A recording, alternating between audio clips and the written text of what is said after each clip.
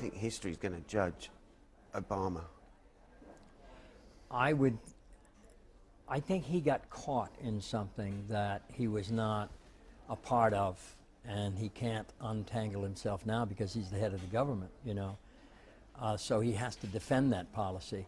But I think he was probably even astonished at the extent of it and the depth of it and how unnecessary, you know, 99% of it is, you know. We're spying on our own people. We're spying on them 24/7.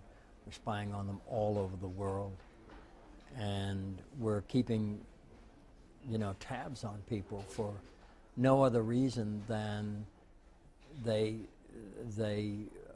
own a means of communication. So, You've played an awful lot of very powerful political figures, both real and fictional, and you famously said that you've ruled out ever running for office. yeah, Public no, office. I could never do it. No. There's an irony there, isn't there? No, I don't think so. I think it's one, I would accept my own limitations, but also my own responsibility. I could never represent a constituency, you know, a specific group of people or interests. I could never do that. My interest is human rights and you know, peace and social justice issues, which involve the whole world. I can't be you know, confined to one small area, which is what politics does, you know. And I think that if the 20th century has proved anything, it is that the greatest leaders have come from the grassroots. They have suffered the most, and they have transcended their suffering to service. And we just lost perhaps the greatest example of that in Nelson Mandela just 48 hours ago.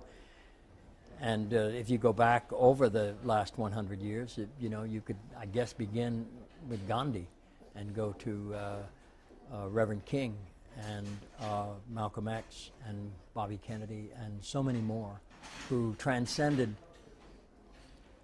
their suffering, and they were led to a compassionate service, you know. I think that's what real leadership is meant to be.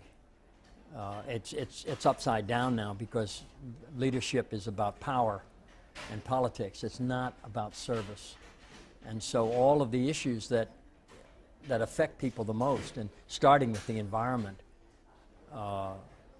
which is a world involvement. It affects all of us. You know, you burn coal in Shanghai, and we get the effect of it in the West very soon. And the reverse is true, you know, with our emissions and so forth. So ever since the industrial age, we have you know, we have compromised our living environment, and hence we've compromised the future.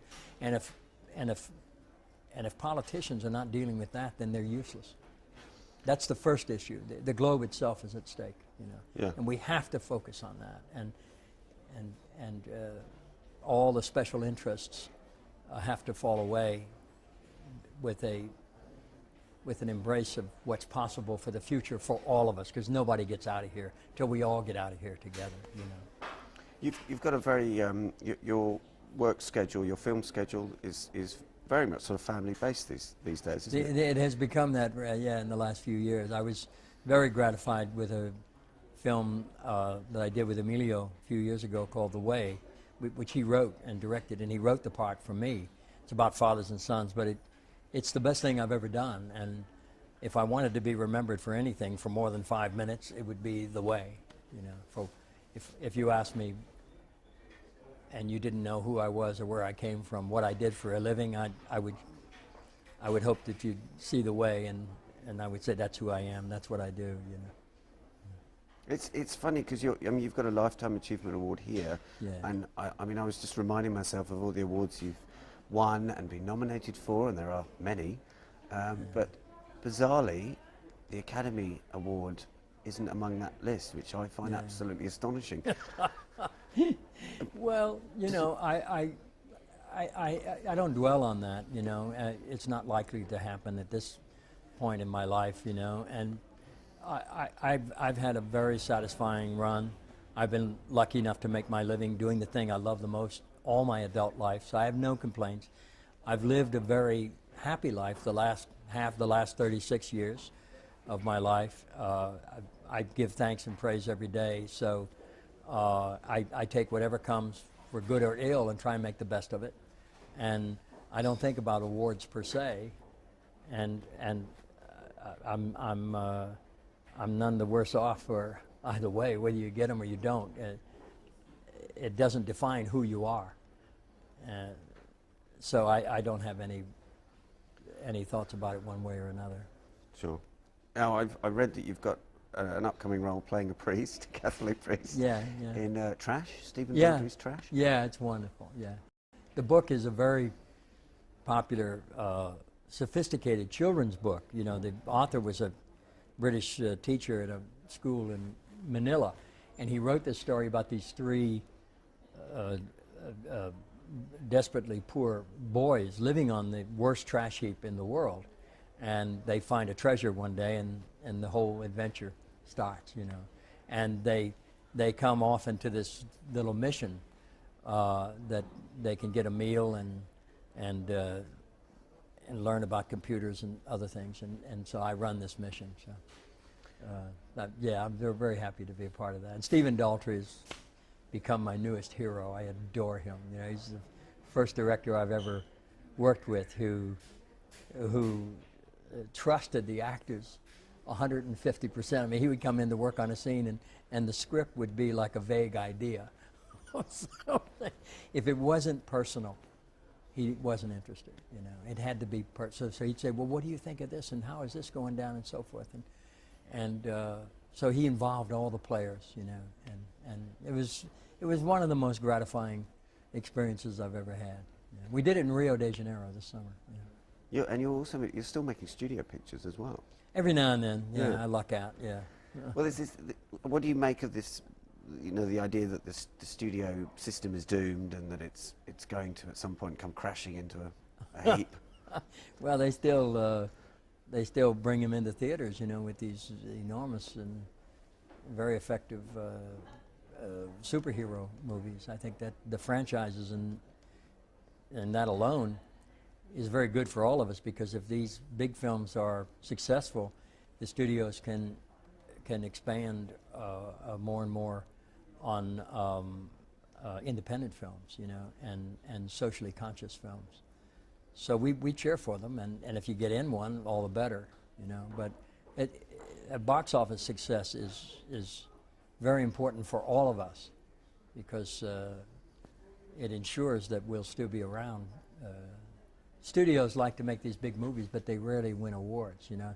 It's the independents and the socially conscious movies that win the awards, and they like to have those awards. So they still continue to make them. I'm going to be wrapped up in a second, but I have to ask you, just talking about superheroes, I gather you're an Elvis fan, and I am too. Oh, I love Elvis. Yes, and I watched a wonderful interview you did. It was on YouTube. I forget where it was from, but we were talking about Elvis and why he was so important to your generation. Yeah. What do you think he would be doing if he was alive now? Do you think he would be in politics, or do you think? No, I don't think he would have been in politics. I think he would be in some capacity still in the music business. You know, of course, he didn't live long enough to really realize himself, but he became such an icon when he was so young, and it became a trap for him in a lot of ways. You know, he couldn't break it. He really wanted to be an actor. His favorite actor was James Dean, who had a profound effect on all of us.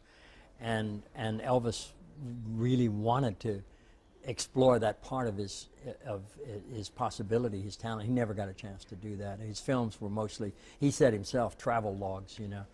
And he was kept in that awful confined area. I mean, he only did one social song, which even the people around him objected to it, and that was In the Ghetto. You know, it's a wonderful song. It's my favorite song he ever did.